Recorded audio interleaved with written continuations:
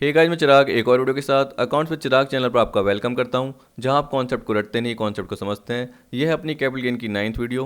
पिछली वीडियो यानी 8th video में मैंने कंपलसरी इक्वेशन का पार्ट कवर करवाया था, एग्जाम्पल के साथ आपको बताया था। आई होप आपको समझ में आ गया होगा। आज की वीडियो में इसी टाइप से कैपिटल गेन के और केसेस कवर करेंगे। सबसे पहला केस है capital gain on joint development agreement, section 45 subsection 5A। अब देखिए इसमें क्या हो रहा है। जनरली इंडिविजुअल या एचयूएफ क्या कर रहा है, अपनी जो भी लैंड या बिल्डिंग है या दोनों है, उसको एक स्पेसिफाइड एग्रीमेंट या एक रजिस्टर्ड एग्रीमेंट के थ्रू रियल एस्टेट ऑर्गेनाइजेशन को ट्रांसफ़र कर रहा है, रियल एस्टेट कंपनी को ट्रांसफ़र कर रहा है, जो कि उसके डेवलपमेंट का काम कर रही है। फिर डेवलपमेंट के बाद जो भी बिल्डिंग ये सब कुछ बन गई, उसका जो भी हिस्सा है वो इंडिविजुअल एचयूएफ को मिल जाता है। साथ में अगर कोई कैश का पार्ट है, कहने का मतलब अगर रियल एस्टेट ऑर्गेनाइजेशन कुछ कैश दे रहा है तो वो भी इसको मिल जाता है। लेकिन यहाँ पे मैं किसकी बात कर रहा हूँ, कैपिटल गेन की बात कर रहा हूँ। तो वो कब अराइज होगा, जब इंडिविजुअल एचयूएफ ने अपनी लैंड या बिल्डिंग या जो दोनों पार्ट है लैंड एंड बिल्डिंग, वो रियल एस्टेट ऑर्गेनाइजेशन को ट्रांसफ़र कर दी, तो वो टैक्सेबल हो जाएगी। अब किस ईयर में टैक्सेबल होगी, क्या सेल्स कंसिडरेशन रहेगा, वो सारा पार्ट इसमें कवर कर रखा है। तो देखिए यहाँ पे यही बोल रहा है, एप्लीकेबिलिटी इंडिविजुअल एचएफ के लिए, transaction capital gain on transfer of land and building और बोथ। यहाँ पे एंड मत बोलिए, और बोल सकते हैं, ये सही रहेगा, लैंड और बिल्डिंग और बोथ। और बोथ का मतलब क्या हो गया, लैंड एंड बिल्डिंग दोनों अंडर स्पेसिफाइड एग्रीमेंट। तो इसमें क्या होगा, इंडिविजुअल एचएफ अपनी लैंड या बिल्डिंग या दोनों एक स्पेसिफाइड एग्रीमेंट के अकॉर्डिंग ट्रांसफर करता है, जिसपे कैपिटल गेन का पार्ट अराइज हो जाता है। अब स्पेसिफाइड एग्रीमेंट क्या है, देखिए एक रजिस्टर्ड एग्रीमेंट है, जहाँ पे आपको पता है कि जैसे देखो मैं जयपुर की बात कर रहा हूँ, तो अगर मैं एक इंडिविजुअल एचयूएफ और रियल एस्टेट कंपनी आ गई, बोल दी कि हमें आपकी लैंड चाहिए,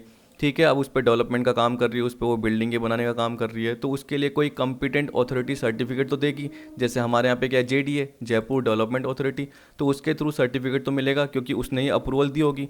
तो आपको पता है कि किसी न किसी कानून के अंतर्गत, लॉ के अंतर्गत कोई ना कोई कंपिटेंट अथॉरिटी होती है जो कि सर्टिफिकेट इशू करती है।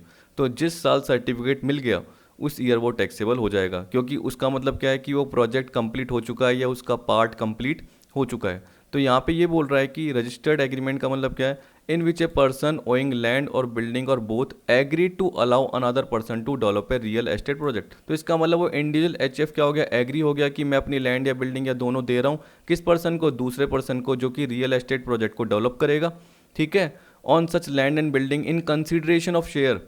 अब इसका मतलब क्या है कि पर्सन को कुछ ना कुछ हिस्सा मिल रहा है, इंडिविजुअल एचएफ को कुछ ना कुछ हिस्सा मिल रहा है, तो उसको क्या मिल रहा है, शेयर बीइंग लैंड और बिल्डिंग और बोथ। तो उसको वापस से डेवलप होने के बाद लैंड या बिल्डिंग मिल रहा है, या लैंड एंड बिल्डिंग, लैंड या बिल्डिंग कहने का मतलब क्या हो गया, खाली ज़मीन या बिल्डिंग या दोनों मिल रही है इन सच प्रोजेक्ट विद और without payment of part of consideration in cash. इसका मतलब क्या है कि जो भी इंडिविजुअल एचयूएफ है उसको या तो लैंड या बिल्डिंग या दोनों मिल रहा है, और साथ में चाहे तो कैश मिल भी सकता है या नहीं भी मिल सकता, ठीक है। मिल गया तो अच्छी बात है, वो सेल्स कंसिडरेशन में जुड़ जाएगा, पर सीधी सी बात है वो कैपिटल गेन का पार्ट आपका ज़्यादा निकल के आएगा क्योंकि सेल का पार्ट ज़्यादा हो गया। तो देखिए यहाँ पे यही बोल रहा है कि ईयर ऑफ टैक्सेबिलिटी क्या है, तो यहाँ बोल रहा है capital gain arising from such transfer shall be taxable as income of the previous year in which the certificate of completion for the whole or part of the project is issued by the competent authority। जैसे मैंने क्या बताया, Jaipur development authority, आपके यहाँ पे यानी आपकी city में कोई ना कोई अथॉरिटी पर्टिकुलर होगी जो कि जनरली क्या करेगी, सर्टिफिकेट ऑफ कंप्लीशन इशू करेगी, क्योंकि रियल एस्टेट ऑर्गेनाइजेशन ने उस पर्टिकुलर प्रोजेक्ट पे काम किया है, उस बिल्डिंग को, जो भी खाली ज़मीन थी, लैंड थी, जो इंडिविजुअल एचयूएफ ने दी है, उसको उसने डेवलप किया है, तो उसको अप्रूवल मिल गई। अप्रूवल के बाद जैसे काम पूरा हुआ तो सर्टिफिकेट ऑफ कंप्लीशन उस कंपिटेंट अथॉरिटी ने दे दिया, तो उस ईयर में इंडिविजुअल एचएफ के लिए वो टैक्सेबल हो जाएगा, ठीक है। अब सेल्स कंसिडरेशन क्या है उस इंडिविजुअल एचएफ के लिए, तो क्या बोल रहा है, stamp duty value of his share being land और बिल्डिंग और both in the project on the date of the issue of certificate of completion. तो जैसे ही देखो मैंने क्या बताया कि कंप्लीशन का पार्ट पूरा हुआ और सर्टिफिकेट मिल गया, तो उस इशू की डेट पर जो लैंड या बिल्डिंग या जो बोथ दोनों उसको पार्ट मिला है, उसका जो भी हिस्सा है उसकी stamp duty value sales consideration का पार्ट होगी, प्लस जो रियल एस्टेट ऑर्गेनाइजेशन ने जो कैश प्रोवाइड किया है। देखिए याद रखना, ये इफ़ एनी है, क्या है, इफ़ एनी। इफ़ एनी का मतलब अगर है तो जोड़ देंगे, नहीं है तो जोड़ने की जरूरत नहीं है, लेकिन स्टाम्प ड्यूटी वैल्यू तो लोगे ही लोगे, ठीक है। तो plus consideration received in cash, ये पार्ट आ गया। अब देखिए ये क्या बोल रहा है कि इंडिविजुअल एचयूएफ के पास जो पर्टिकुलर लैंड बिल्डिंग जो उसने ट्रांसफ़र की थी, तो ये बोल रहा है कि सर्टिफिकेट जो कंप्लीशन का वो इशू करने से पहले ही उसने अपना हिस्सा किसी और को ट्रांसफ़र कर दिया। जैसे मैं अपनी बात कर रहा हूँ, ठीक है, अब मैंने अपनी जो लैंड थी, खाली ज़मीन, वो रियल एस्टेट ऑर्गेनाइजेशन को दे दी थी। तो अभी तक पूरा काम नहीं हुआ था, लेकिन मुझे पता है कि मेरा हिस्सा कितना था, तो मैंने वो किसी और को ट्रांसफ़र कर दिया। सर्टिफिकेट कंप्लीशन का मिलने से पहले मैंने किसी और को ट्रांसफ़र कर दिया, तो उस केस में कैपिटल गेन का पार्ट वापस निकल के आ जाएगा। तो ये बोल रहा है बेनिफिट जो इस सेक्शन के अकॉर्डिंग मिलेगा वो नहीं मिलेगा। Benefit under section 45 subsection 5A is not available if assessee transfers his share in the project on और before issue of completion certificate to any person. तो इसका मतलब क्या है कि कंप्लीशन का सर्टिफिकेट मिलने से पहले किसी और पर्सन को अगर मैंने ट्रांसफ़र कर दिया तो मुझे इस सेक्शन का बेनिफिट नहीं मिलेगा। In such case capital gain shall arise in the year of such transfer. तो मैंने जब ट्रांसफ़र किसी और पर्सन को कर दी, किसी अदर पर्सन को मैंने कर दी, तो उस केस में उस साल वो टैक्सेबल हो जाएगा कैपिटल गेन के फॉर्म में, और मुझे जो बेनिफिट है वो नहीं मिलेगा। अब बेनिफिट क्या था कि जनरली स्टाम्प ड्यूटी वैल्यू ले रहा था, लेकिन अब नुकसान क्या हो जाएगा एक तरीके से कि स्टाम्प ड्यूटी वैल्यू या एक्चुअल कंसिडरेशन दोनों में से जो ज़्यादा है वो सेल वैल्यू का पार्ट बन जाएगा, वो फुल वैल्यू ऑफ कंसिडरेशन कहलाएगा। तो मुझे इतना बेनिफिट नहीं मिलेगा। तो कह रहा है in such case section 45 subsection 5A will not apply for determining full value of consideration. उस केस में क्या लगेगा, कह रहा है higher of stamp duty value on the date of transfer of share, कि मैंने किसी अदर पर्सन को जब भी ट्रांसफ़र किया उस वक्त स्टैम्प ड्यूटी वैल्यू क्या थी, या actual consideration shall be full value of consideration, यानी उस अदर पर्सन से मैंने कितना अमाउंट लिया, दोनों में से जो हायर है वो मेरी सेल वैल्यू हो जाएगी।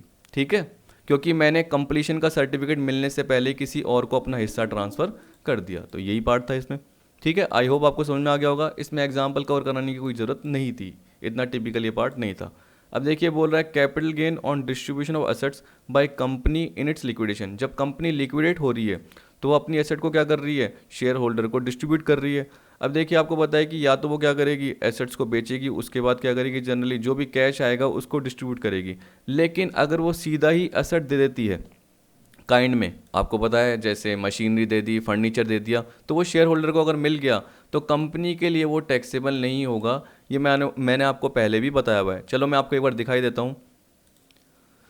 देखिए ये रहा पार्ट, जब मैंने आपको फर्स्ट PDF दी थी, यानी कैपिटल गेन का फर्स्ट पार्ट दिया था, तो इसमें ये बताया था transactions not regarded as transfer.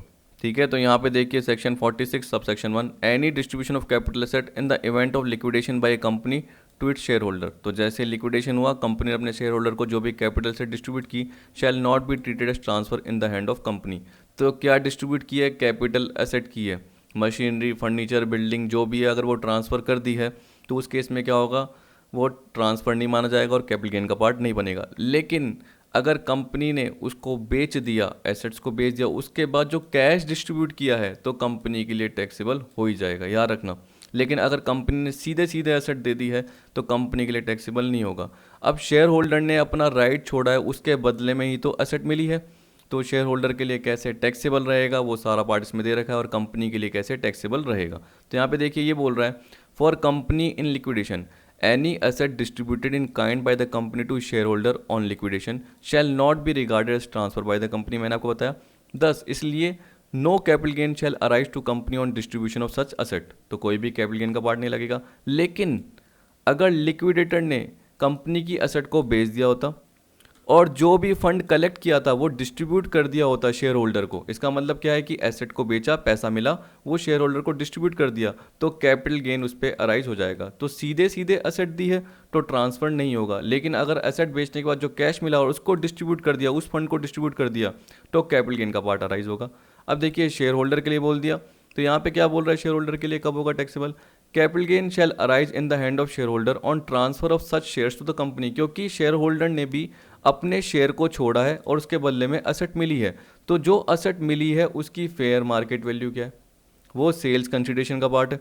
ठीक है, तो बोल रहा है fair market value asset received in kind minus deem dividend under section 2 subsection 22, ठीक है, ऑब्लिक सी, या जो भी सबसेक्शन सी पॉइंट दे रखा है। तो देखिए यहाँ पे डीम डिविडेंड का मतलब क्या है कि जब भी कंपनी का लिक्विडेशन हुआ था तो कंपनी के पास जो भी जनरल रिजर्व, पीएनएल का क्रेडिट बैलेंस, जो भी एक्यूमुलेटेड प्रॉफिट है उसमें से उन शेयर होल्डर को कितना हिस्सा डिस्ट्रीब्यूट किया जाएगा या किसी भी शेयर होल्डर को कितना डिस्ट्रीब्यूट किया जाएगा। ये मैं आपको एग्जांपल के थ्रू कवर कराऊंगा तो आपको समझ में आ जाएगा।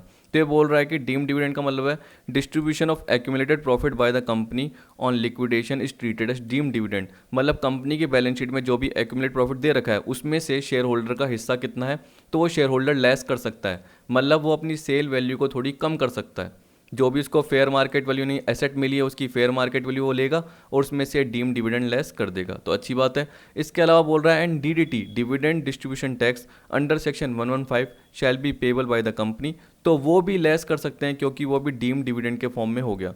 And thus such dividend shall not be taxable in the hand of share holder and therefore it is deducted from sales consideration, इसलिए लेस किया जाएगा। ठीक, अब देखो यहाँ पे बोल रहा है कि अब जैसे मैंने क्या बोला कि कंपनी ने क्या कर दिया, शेयर होल्डर को एसेट दी। अब शेयर होल्डर के पास एसेट है, उसने किसी और पर्सन को क्या कर दी, बेच दी। तो वहाँ पे ये वाला पार्ट बोल रहा है capital gain on transfer of assets received in kind by the shareholder. तो कब कैपिटल गेन होगा, देखो शेयर होल्डर ने क्या करा, उस एसेट को किसी और पर्सन को बेच दी। जैसे मान के चलो कि एक ए शेयर होल्डर है, उसने बी को क्या कर दिया, एसेट बेच दी। क्यों, क्योंकि कंपनी का लिक्विडेशन हुआ था, उसमें ए को एसेट मिली थी, ए ने उसको थोड़ा यूज़ किया, मान के चलो फर्नीचर या कुछ भी था, मशीनरी थी, उसको यूज़ किया, या यूज़ नहीं भी किया और किसी और पर्सन को बेच दिया, तब भी कैपिटल गेन का पार्ट अराइज होगा। तो तब क्या बोल रहा है कि सेल वैल्यू क्या रहेगी, कॉस्ट क्या रहेगी, तो जितने बेचा वो तो सेल वैल्यू रहेगी। अब कॉस्ट क्या रहेगी, तो बोल रहा है fair market value of such asset on the date of distribution by the company. यहाँ पे देखिए बोल रहा है when the asset received in kind is transferred by the shareholder later, बाद में ट्रांसफर कर दी जाती है, तो कैपिटल गेन अराइज होगा। कॉस्ट ऑफ एक्विजिशन क्या होगी कि जब भी कंपनी ने एसेट डिस्ट्रीब्यूट की थी तो उस वक्त फेयर मार्केट वैल्यू क्या थी, कंपनी ने जब शेयर होल्डर को एसेट डिस्ट्रीब्यूट की थी तो फेयर मार्केट वैल्यू क्या थी। तो इसका मतलब क्या हुआ, शुरू में जो fair market value sale value थी, लेकिन अगर शेयर होल्डर ने बाद में इसको वापस बेच दिया, किसी और को बेच दिया, तो उस केस में जो fair market value sale value थी वही क्या हो जाएगी, वो कॉस्ट ऑफ एक्विजिशन हो जाएगी। पीरियड ऑफ होल्डिंग क्या कहलाएगा, जो पीओएस दे रखा है ये है पीरियड ऑफ होल्डिंग। तो बोल रहा है period of holding shall be reckoned from the date of receipt of asset on liquidation. Liquidation पे जब भी आपको एसेट मिली थी उस डेट से पीरियड ऑफ होल्डिंग कहलाएगा। अब देखिए इलस्ट्रेशन देखिए तो आपको समझ में आ जाएगा। यहाँ पे देखिए क्या बोल रहा है, देखिए यहाँ बोल रहा है mister PC purchase 10,000 equity share of XYZ company private limited on 28 February 2007 for rupees 1,20,000। जो पीसी है उसने 10,000 इक्विटी शेयर खरीदे। आप देख सकते हैं यहाँ पे कंपनी के 60,000 इक्विटी शेयर है, उसमें से अगर वो 10,000 खरीद रहा है तो इसका हिस्सा हो गया 1/6। याद रखना ये काम आएगा, ठीक है, 10,000 अपॉन 60,000, तो ये मिस्टर पीसी का हिस्सा हो गया। अब बोल रहा है the company was bound up on 31 July 19। The following is the summarised financial position of the company as on 31 July 19। तो कंपनी कब लिक्विडेट हो गई, 31 जुलाई 19 को, और 31 जुलाई 19 को उसकी बैलेंस शीट दे रखी है। एग्रीकल्चर लैंड्स थे 42 लाख के, कैश एट बैंक था 650 का, ठीक, और इक्विटी शेयर क्या है 60,000 है, और 6 लाख के मतलब 60,000 इक्विटी शेयर और रुपीज़ 10 ईच है। फेस वैल्यू कितने की थी, 10 रुपीज़ की थी, तभी जाके 6 लाख है। 40 लाख के जनरल रिजर्व है, प्रोविजन फॉर टैक्स 250 का है, टोटल मिला के कितने हो गए 48 लाख 50। अब देखो बोल रहा है कि जो टैक्स लायबिलिटी हुई तो वो असर्टेन की गई 3 लाख की टुवर्ड डीडीटी, यानी कंपनी की जो टैक्स लायबिलिटी बन रही है वो कितनी बनी, 3 लाख की बनी। After considering refund due to company, इसका मतलब कंपनी को जो भी रिफंड मिल गया था उसके बाद कंपनी की नेट टैक्स लायबिलिटी 3 लाख की बनी थी। 6 लाख 50 कंपनी के पास कैश एट बैंक पड़ा है, उसमें से 3 लाख ये पे कर देगा क्योंकि कंपनी लिक्विडेट हो रही है, तो कंपनी की जो भी लायबिलिटी है कंपनी को पे करनी पड़ती है। तो जो कैश बच गया बैंक में वो 350 का बच गया, ठीक है, कितने का बच गया, 350 का। और एक और चीज़ याद रखना, जब जो टैक्स पे करना है वो 3 लाख का, जबकि प्रोविजन कितने का बनाया 250 का, तो तुम्हें और लेना पड़ेगा। तो और किससे लेते हैं, PNL टू प्रोविजन, ऐसे बनाते हैं। अब आपके पास PNL की जगह क्या है, जनरल रिजर्व है, क्या है, तो आप क्या करोगे, general reserve account debit to provision. देखिए मैं एंट्री के थ्रू समझा रहा हूँ जिससे आपको कॉन्सेप्ट क्लियर होगा। तो आप देखिए 3 लाख पे करा, लेकिन प्रोविजन में 250 था, बाकी 50,000 इसमें से ले लिया। तो अब मैं जनरल रिजर्व 40 लाख नहीं बोलूँगा, मैं क्या बोलूँगा 39 लाख 50 है, क्योंकि बाकी 50,000 हमने जनरल रिजर्व से ले लिया। तो 2 चीज़ें याद रखना, पेमेंट कर दिया तो बाकी कैश बचा 350। एग्रीकल्चर लैंड जो भी है, जो भी कैपिटल एसेट है उसकी फेयर मार्केट वैल्यू लेनी है, तो ये 42 लाख तो बुक वैल्यू है, नीचे देखना फेयर मार्केट वैल्यू दे देगा। तो बोल रहा remaining assets were distributed to shareholders in the proportion of their shareholding. तो आपको पता है कि पीसी के पास 1/6 है, मतलब 6 शेयर में 1 हिस्सा तो उसका ही है, क्योंकि 10,000 अपॉन 60,000 था, 60,000 टोटल कंपनी के शेयर थे, उसमें से उसके पास 10,000 थे, ठीक है। तो अगर जो भी एसेट का हिस्सा होगा वो कितना होगा उसका 1/6, जो भी कैश एट बैंक है उसका हिस्सा कितना होगा 1/6, ऐसे बोल रहा है। लेकिन ये वाली नहीं लेंगे, अगर कुछ नहीं बोल रखा तो ये ले लेते, लेकिन यहाँ पे नीचे बोल रखा है the market value of 6 acre of agriculture land in an urban area as on 31 July 19 is ₹10 lakh per acre. अब देखिए ये रूरल नहीं है, ये अर्बन है, इसलिए टैक्सेबल पार्ट आ रहा है। तो आपको क्या बोल रहा है कि 1 एकड़ की जो वैल्यू थी वो 10 लाख की थी और टोटल मिला के कंपनी के पास 6 एकड़ थे, तो 10 × 6 उसकी मार्केट वैल्यू 42 लाख नहीं है, ये तो बुक वैल्यू है, मार्केट वैल्यू है 60 लाख, ठीक है। कितनी है 60 लाख, जिसमें से 1/6 किसको मिल जाएगा पीसी को। पीसी मतलब वही जो पर्सन जिसके हम क्या कर रहे हैं टैक्स ट्रीटमेंट कर रहे हैं, असेसमेंट ईयर के अकॉर्डिंग क्या कर रहे हैं टैक्स निकाल रहे हैं। तो देखिए यहाँ पे 10 लाख का पार्ट आ जाएगा 60,000 का 1/6, जो कि पीसी का हिस्सा हो जाएगा एक तरीके से। अब बोल रहा है agriculture land received above was sold by mister PC on 29 फरवरी 2024 ₹15। बाद में उसने क्या करा, जैसे ही कंपनी से मिली थी कंपनी लिक्विडेट हुई तो ये एग्रीकल्चर लैंड मिल गई, कैशेट बैंक का हिस्सा भी मिल गया। तो जो एग्रीकल्चर लैंड है, अर्बन एग्रीकल्चर लैंड है, उसको बाद में इसने बेच दिया 15 लाख में, तो इसको तो बाद में कैलकुलेट करेंगे। अभी हम नॉर्मल कब निकाल रहे हैं कि जब कंपनी ने उस पीसी को एसेट ट्रांसफ़र करी तो टैक्सेबल पार्ट क्या आएगा, सबसे पहले ये देख रहे हैं। तो आप देख सकते हैं यहाँ पे क्या बोल रहा है, capital gain arising in the hand of company on distribution of asset in kind to shareholder on liquidation is exempt under section 46, kind में देना एग्जाम्प्ट है। Computation of capital gain in the hand of mister PC के hand में कैसे taxable होगा। तो देखिए sales consideration refer note 1, तो एक बार ये नोट वर्किंग नोट जरूर देखना, आपको समझ में आ जाएगा सारा पार्ट। तो मैं नीचे वर्किंग नोट पे आता हूँ। अब देखिए मैंने आपको क्या बताया अभी कि 10 एकड़ की क्या थी, यानी 10 लाख की पर एकड़ की ज़मीन थी। 10 लाख इंटू 6 किया था 60 लाख, 60 लाख इंटू 1/6 करोगे तो पीसी का हिस्सा आएगा, क्योंकि पीसी के पास जो शेयर होल्डिंग है वो 1/6 है, तो ये 10 लाख आ गया। कैश एट बैंक में मैंने क्या बताया था 650 में से 3 लाख की टैक्स लाइबिलिटी पे कर दी थी, तो बाकी जो बचा था वो 350 बचा था, आपको मैंने बताया था। तो उसका 1/6 देखो क्या आ गया 58,333, टोटल मिला के कितना हो गया 10,58,333, ये हो गया। लेस क्या करना है आपको बताया कि डीम्ड डिविडेंड। अब डीम्ड डिविडेंड में मैंने आपको क्या बताया था कि एक डिविडेंड डिस्ट्रीब्यूशन टैक्स जो यहाँ पे नहीं बता रखा कितना है, ठीक है, कितना है ये नहीं बता रखा जनरली, ठीक, लेकिन आपको जनरल रिजर्व का पार्ट आपको बता रखा है। तो जनरल रिजर्व 40 लाख में से आपको बताया कि मैंने 50,000 जो टैक्स 50,000 ज़्यादा पे किया था, तो वो 50,000 हमने जनरल रिजर्व से ले लिया था। तो बाकी जो 39,50,000 का पार्ट है वो शेयर होल्डर के बीच में बटेगा। अब आपको बताया कि 39,50,000 का जो 1/6 है वो किसका डीम डिविडेंड होगा, वो पीसी का होगा, क्योंकि 39,50,000 पूरा कंपनी का है, उसमें से 1/6 किसका है, जितनी उसकी शेयर होल्डिंग है, यानी पीसी का 1/6 हिस्सा है। तो देख सकते हैं 658,333 आ जाएगा, कैलकुलेटर पे कैलकुलेट करके देख लेना, इन दोनों का टोटल है और ये लेस कर दिया तो ये 4 लाख सेल्स कंसिडरेशन आ गया। तो देख सकते हैं आप सेल्स कंसिडरेशन आ ही गया। अब आपको बताया कि कॉस्ट कितनी थी, तो एक बार मैं आपको क्वेश्चन में बता देता हूँ, देखिए आपको ध्यान नहीं होगा। तो 28 फरवरी 2007 को मिस्टर पीसी ने 1,20,000 के शेयर खरीदे थे, तो ये कॉस्ट ऑफ एक्विजिशन का पार्ट हो गया। अब देखिए आपको बताया कि 1,20,000 तो उसके नीचे क्या आएगा 28 फरवरी 2007 मतलब 2067 का इंडेक्स आ जाएगा, किसका 2067 का इंडेक्स आ जाएगा। तो एक बार आप इंडेक्सेशन वाले पार्ट में यानी पहली पीडीएफ में जाके देख लेना, तो इंडेक्सेशन आपको 122 मिल जाएगा। क्या मिल जाएगा 122 मिल जाएगा। कंपनी कब लिक्विडेट हुई थी, जुलाई 19 में हुई थी, आप देख सकते हो यहाँ पर ये रहा 31 जुलाई को। तो आपको पता है कि 19-20 की हम बात कर रहे हैं, तो उसमें क्या होगा 289 आएगा, तो साइड में जो इनटू होके आता है वो 289 आता है, ठीक है। मेरे पास देखो लिमिटेशन क्या है, पेन टाइप नहीं है, तो फिर भी मैं आपको क्या करता हूँ क्वेश्चन पहले से ही सॉल्व करके देता हूँ, जिससे आपको क्या होता है एक तरीके से वैल्यू पहले से ही पता रहती है, तो आपको समझ में आता है। 120/122 करेंगे इंटू 289 आएगा, ठीक है, याद रख लेना इस तरीके से आएगा और ये पार्ट निकल के आ जाएगा। इसमें से लेस करेंगे तो कैपिटल गेन हो गया, ये हो गया लॉन्ग टर्म कैपिटल गेन। अब देखिए जो पीसी है उसने मान के चलिए कि एसेट को कुछ दिन रखा, यानी एग्रीकल्चर लैंड को, फिर उसने क्या करा, उसको कोई अच्छा सौदा मिला और उसने उसको 15 लाख में बेच दिया। तो देखो 15 लाख तो सेल वैल्यू, लेकिन कॉस्ट क्या होगी, जो फेयर मार्केट वैल्यू थी वो क्या हो जाएगी आपकी कॉस्ट हो जाएगी, और शॉर्ट टर्म कैपिटल गेन का पार्ट आ जाएगा, क्योंकि जैसे ही आपको मिली थी तो आपको कब मिली, आपको मिली थी 31 जुलाई 19 को, क्योंकि कंपनी उस वक्त लिक्विडेट हुई थी, और आपने 29 फरवरी को उसको बेच दिया, तो आपने उसको क्या करा 36 महीने से कम पीरियड के लिए ही होल्ड किया हुआ है, तो उस केस में शॉर्ट टर्म कैपिटल गेन का पार्ट आता है। तो देखिए 15 लाख सेल वैल्यू है और लेस क्या करेंगे, कॉस्ट ऑफ एक्विजिशन। तो आपको पता है कि कॉस्ट ऑफ एक्विजिशन कितनी है, फेयर मार्केट वैल्यू। अब फेयर मार्केट वैल्यू तो 60 लाख थी, लेकिन उसमें से पीसी का हिस्सा कितना था, 16 था, तो 10 लाख ही तो आएगा। तो 15 लाख में से 10 लाख गया तो बाकी short term capital gain 5 lakh आ गया। कितना सिंपल सा पार्ट है। तो यही आपको बस देखना था। यहाँ पे देखिए ये बोल रहा है कि डिविडेंड जो था वो एग्जम्प्ट है, तो इसलिए वो लेस कर दिया गया, इसलिए सेल वैल्यू कम बनी है। टैक्स लाइबिलिटी 3 लाख की थी जो कि प्रोविजन 250 के अगेंस्ट थी, इसलिए जो 50,000 का जो एक्स्ट्रा पार्ट है उसको जनरल रिजर्व से रिड्यूस कर दिया गया है। यानी जनरल रिजर्व हमने 39,50,000 का ही माना है और उसका 16 निकाला है।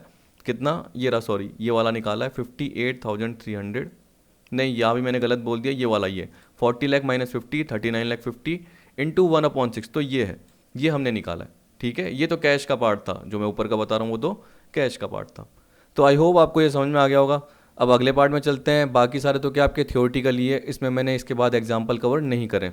तो आप देखिए इस टॉपिक में बोल रहा है capital gain on buy back of own security section 46A amended. तो इसमें थोड़ा चेंजेस हुए हैं। अब देखिए इसमें क्या बोल रहा है, buyback of specified security, share को छोड़ के, अदर देन शेयर्स, तो इसका मतलब डिबेंचर्स हो गए, बॉन्ड्स हो गए, इसकी बात कर रहा है। तो शेयर को छोड़ के जो भी स्पेसिफाइड सिक्योरिटी की अगर आप बायबैक करते हो, कौन बायबैक करेगा, कंपनी करेगी। तो ये बोल रहा है buyback of specified securities a transfer for its holder and shall be treated as under. तो आप सोचिए कि एक XYZ कंपनी है, उसने अपने शेयर होल्डर के एसेट खरीद लिए, मार्केट से बायबैक कर लिए, तो इसका मतलब शेयर होल्डर ने अपने क्या करी है, एसेट ट्रांसफ़र किए। ठीक है, तो यहाँ पे कैपिटल गेन का पार्ट अराइज हो जाता है, ऐसे बोल रहा है ये। तो यहाँ पे बोल रहा है सेल्स कंसिडरेशन क्या होगा, amount received by A security holder from the company. तो कंपनी ने खरीदे और शेयर होल्डर ने अपने शेयर दे दिए, तो शेयर होल्डर को जो भी अमाउंट मिला है, cost of acquisition, cost of improvement as usual, जितने में शेयर होल्डर ने खरीदे थे, normal part, taxable in the year when such securities are purchase by the company, simple part. अब देखिए अमेंडमेंट क्या हुआ है वो मैं आपको बता देता हूँ कि जब हम सिक्योरिटीज़ की बात कर रहे हैं तो उसमें हम शेयर को नहीं ले रहे हैं, लेकिन यहाँ पे देखिए टैक्स पॉइंट में क्या बोल रहा है कि अगर शेयर को बायबैक करती कंपनी तो कोई भी जो इनकम होती है, जैसे कैपिटल गेन की बात कर रहा है, तो वो शेयर होल्डर के हैंड में एग्जाम्प्ट हो जाती है, जो कि पहले भी यही था सेक्शन 10 सबसेक्शन 34A के अकॉर्डिंग। तो ये भी अमेंडमेंट नहीं है, लेकिन अमेंडमेंट ये है कि जब भी लिस्टेड कंपनी की बात कर रहा है तो कंपनी लिस्टेड हो या अनलिस्टेड हो, इसका मतलब चाहे उसके शेयर लिस्टेड हो या अनलिस्टेड शेयर हो, itself is liable to pay additional tax at the rate 20% plus surcharge plus cess under section 115 QA। पहले लिस्टेड पे कंपनी के लिए एग्जम्प्ट होते थे, लेकिन अमेंडमेंट में क्या हो गया, अब लिस्टेड शेयर भी कंपनी के लिए टैक्सेबल है। कि जब भी कंपनी ने क्या कर दिया, एक तरीके से बायबैक कर दिया, तो उस केस में जो भी लिस्टेड शेयर कंपनी ने बायबैक किए हैं उसमें कंपनी को एडिशनल टैक्स पे करना पड़ेगा 20% प्लस सरचार्ज प्लस सेस पे करना पड़ेगा। पहले लिस्टेड एग्जम्प्ट थे, अनलिस्टेड पे यही पार्ट था, लेकिन लिस्टेड एग्जाम्प्ट थे, लेकिन अब लिस्टेड भी टैक्सेबल हो गए कंपनी के लिए, और ये तो पहले से ही था। तो अमेंडमेंट बस इतना आया है। ठीक है, तो आप पिछले से देखोगे, कहने का मतलब देखिए मैं प्रीवियस ईयर 1920 की बात कर रहा हूँ, असेसमेंट ईयर 2021 की बात कर रहा हूँ, तो मैंने उस अकॉर्डिंग सारे आपके अमेंडमेंट लिए हैं जहाँ जहाँ नीड थी और जहाँ जहाँ मैंने प्रोविज़न कवर किए हैं। ठीक है, तो पूरे के पूरे मैंने अमेंडमेंट कवर किए, ये भी नहीं कि एक भी पार्ट मैंने छोड़ा हो। अब देखिए इसी तरीके से बोल रहा है transfer in case of total और पार्शियल पार्टीशन ऑफ HUF। ये किसकी बात कर रहा है, HUF है। जैसे HUF के बाद क्या है, कोई प्रॉपर्टी है, हाउस प्रॉपर्टी है, रेसिडेंशियल प्रॉपर्टी है, उसने अपने क्या करा, बेटों को ट्रांसफ़र कर दी प्रॉपर्टी। तो आपको पता है कि जब मैंने ट्रांसफ़र का पार्ट आपको बताया था तो उसमें बताया था कि वो टैक्सेबल नहीं होगा क्योंकि वो ट्रांसफ़र नहीं माना जाएगा। Any distribution of capital asset on the total और partial partition of an HUF। लेकिन आपको पता है कि जैसे ही पार्टीशन हो जाता है, जैसे मान के चलिए कि एक HUF का करता है, उसके पास बहुत बड़ी क्या है, हाउस प्रॉपर्टी है, उसके पार्टीशन हो गए 3, 1 2 3। अब आपको पता है कि जिस बेटे को मिली, यानी किसी को भी मिलेगी, 3 बेटे हैं मान के चलिए, तीनों बेटों को मिल गई अलग अलग, ये पार्ट एक बेटे को मिल गया, ये दूसरे को मिल गया, ये तीसरे को मिल गया। अब बेटे जब भी इनको बेचेंगे तब कैपिटल गेन का पार्ट आएगा, लेकिन अगर HUF ने जब ट्रांसफ़र की थी तब कैपिटल गेन का पार्ट नहीं आएगा क्योंकि वो ट्रांसफ़र नहीं कहला रहा। ठीक है, लेकिन जब बेटा बेचेगा तो उस केस में कैपिटल गेन का पार्ट आएगा, ये आपको ध्यान रखना है बस इसमें। तो यहाँ पे यही बोल रहा है कि as per section 47 subsection 1 any distribution of capital asset in kind by HUF on its total और partial partition is not treated as transfer under section 47(1) आ गया। However when such asset is further transfer by its member, इसका मतलब HUF ने अपने जो भी बेटे हैं, मैंने बताया जो भी फैमिली मेम्बर है उनको क्या कर दिया, पार्टीशन में जो भी एसेट दी, तो मेंबर ने क्या करा, बाद में उसको ट्रांसफ़र कर दिया, तब टैक्स ट्रीटमेंट एप्लीकेबल होगा, यानी तब कैपिटल गेन का पार्ट आएगा। तो सेल्स कंसिडरेशन क्या होगा, जिस मेंबर ने बेची तो उसको जो भी सेल वैल्यू मिली as usual. Cost of acquisition क्या होगी, cost of asset in the hand of HUF. HUF के बाद जो कॉस्ट थी उसका जितना प्रपोर्शन मेंबर को मिला है तो वो कॉस्ट आ जाएगी, यानी प्रोपोर्शनेट कॉस्ट आ जाएगी। Index benefit on cost of acquisition shall be applicable from when the member hold such assets. जब भी मेंबर ने जिस दिन से इस एसेट को होल्ड किया है तब से इंडेक्स कॉस्ट ऑफ एक्विजिशन का पार्ट आ जाएगा। इंप्रूवमेंट का पार्ट भी क्या बोल रहा है, when the actual improvement expenditure was incurred. Determination of nature of asset, लेकिन देखिए लॉन्ग टर्म कैपिटल एसेट है या शॉर्ट टर्म कैपिटल एसेट है, उसके लिए एचयूएफ ने जब से उसको होल्ड किया है वो भी कंसीडर किया जाएगा। इसका मतलब अगर एचयूएफ ने पहले से खरीदी हुई है, मान के चलिए 2000 में खरीदी हुई है और उसने पार्टीशन कब किया है, 2019 में, ठीक है, और 2019 में ही जो उसका बेटा है उसने बेच दिया, तो जैसे ही बेटे ने बेचा तो कैपिटल गेन का पार्ट अराइज हो जाएगा और पीरियड ऑफ होल्डिंग क्या कहलाएगी, 2000 से कैलकुलेट होगी। इसका मतलब वो लॉन्ग टर्म कैपिटल एसेट कहलाएगी और लॉन्ग टर्म कैपिटल गेन का पार्ट अराइज होगा। तो ये बोल रहा है पीरियड ऑफ होल्डिंग क्या होगी, period of holding of HUF shall be considered. तो एचयूएफ के पास जब उसने खरीदी थी तब से पीरियड ऑफ होल्डिंग कंसीडर की जाएगी। अब देखिए इसके अलावा आपको पता है कि और भी चीज़ें ट्रांसफ़र नहीं कहलाती, लेकिन आप आगे ये क्यों पढ़ रहे हो, क्योंकि आपको ये पता होना चाहिए कि जब आगे कोई भी कंपनी बेचेगी, जैसे यहाँ पे क्या बोल रहा है, transfer of capital asset by holding company to wholly own subsidiary company. याद रखना ये कंपनी इंडियन कंपनी होनी चाहिए।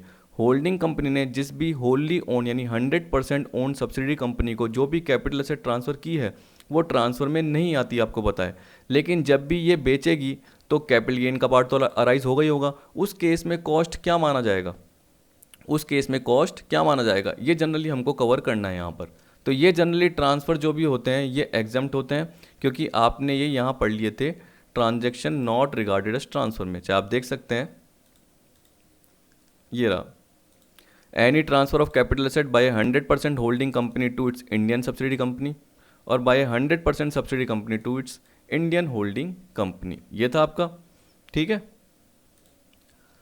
तो इसलिए देखिए यहाँ पे क्या बोल रहा है, cost of acquisition in the hands of Holi own subsidiary company, कि जब होल्डिंग कंपनी ने होली ओन सब्सिडरी कंपनी को ट्रांसफर करी तो तब तो वो कैपिटल गेन का पार्ट नहीं बनी, लेकिन होली ओन सब्सिडरी कंपनी जब भी इसको बेचेगी तो सेल वैल्यू तो पता है जितने बेचा कैपिटल एसेट को, लेकिन जो कॉस्ट ऑफ एक्विजिशन है ये सब्सिडरी कंपनी के लिए क्या रहेगी, जो होल्डिंग कंपनी की कॉस्ट थी यानी जो प्रीवियस ओनर की कॉस्ट थी वही इसकी कॉस्ट रहेगी, ठीक है। कॉस्ट टू होल्डिंग कंपनी और पीरियड ऑफ होल्डिंग भी जब होल्डिंग कंपनी ने उसको होल्ड किया हुआ था वो भी लिया जाएगा। जैसे मान के चलिए मैं बोल रहा हूँ कि 2018 में ऐसे मान के चलिए होल्डिंग कंपनी ने सब्सिडरी कंपनी को कोई कैपिटल एसेट जैसे कोई मशीनरी है वो ट्रांसफ़र करी और ये मशीनरी होल्डिंग कंपनी ने 2006 में परचेज की थी, तो पीरियड ऑफ होल्डिंग में 2006 से लिया जाएगा।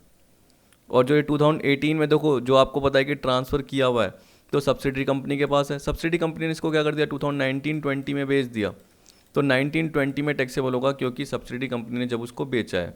जब होल्डिंग कंपनी ने सब्सिडी को ट्रांसफ़र किया 2018 में तब कोई टैक्सेबिलिटी का पार्ट नहीं आएगा क्योंकि ये नॉर्मल ट्रांसफ़र है, ये कोई कैपिटल गेन के लिए ट्रांसफ़र नहीं माना जाएगा, इसको कैपिटल गेन के लिए ट्रांसफ़र नहीं माना जाता। वैसे ही सेम पार्ट इसमें दे रखा है उल्टा, transfer of capital asset by wholly own subsidy company to its holding company, same to same part है, कोई चेंज नहीं है।